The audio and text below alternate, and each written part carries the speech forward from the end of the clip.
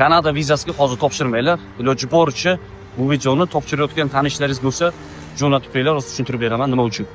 Shu yilning o'zida 43 ta Kanadaning vizasini olgan bo'lsak, yanvardan aprelning o'rtasigacha, aprelning o'rtasidan atkaz berish boshlandi. Hozir 95-97% holatda Kanada atkaz beryapti va eng qizig'i viza tarixingiz kuchlimi, shotingizda pulingiz ko'pmi yoki qaytib kelishingizga sabab kuchli bo'lsa ham hammaga bir xil standart atkaz yuborilyapti.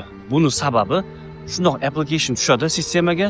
Application tushgandan keyin bitta standart refusal letter, standart rad javobini, atkaz xatini hammaga bir xil yuboryapti. Kimdir o'ylaydi, pulni kam qo'yibman, qaytadan topshiraman deb o'ylaydi, lekin bu xato. Chunki aslida olganda bular tekshirmayapti. Tekshirmasdan turib atkaz yuborilayotgan joyda umuman topshirish kerak emas, chunki qiziq emas. Qanaqa kes qilasiz, qanaqa hujjatingiz, viza tarixlaringiz qanaqa, umuman hozir topshirish vaqti emas. Yaqinda ham post chiqargandik bu bo'yicha. Odamlar bizni jiddiy qabul qilishmadi. Negativ ko'paydi. O'zi nimani ham bilasiz, Kanada vizasini anchadan beri chiqarganingiz yo'q degan ma'noda gapirishdi. Azizlar, biz hozir Kanada, Amerika, Avstraliya vizasini chiqaryapmiz, lekin birontasini reklama qilganimiz yo'q. Shu yilning o'zida 43 ta viza chiqarganmiz. O'tgan yili 300 tadan ko'p viza chiqarganman. Har bitta vizamni chiqqaniga o'tgan yili harakat qilardim reklama qilib xalqqa keyslarni tushuntirib berishga.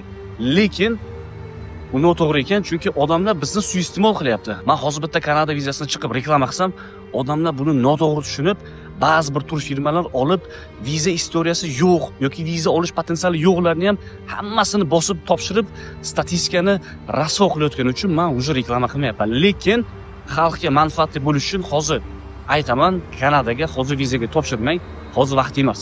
Qachon topshirish vaqti kelsa, men inshaalloh aytaman. Prosta o'zi statusni bulg'ab atkaz olib qo'ymang. Assalomu alaykum. Bu videoni yaqinlarga jo'nating, Kanadaga hozir topshirishmasin yoki kimda kim atkaz olgan bo'lsa, qaysidir bir tur firma orqali o'sha tur firmani yomonlash kerak emas, chunki bu tur firma bilmas balki. Sog' bo'linglar. Assalomu alaykum.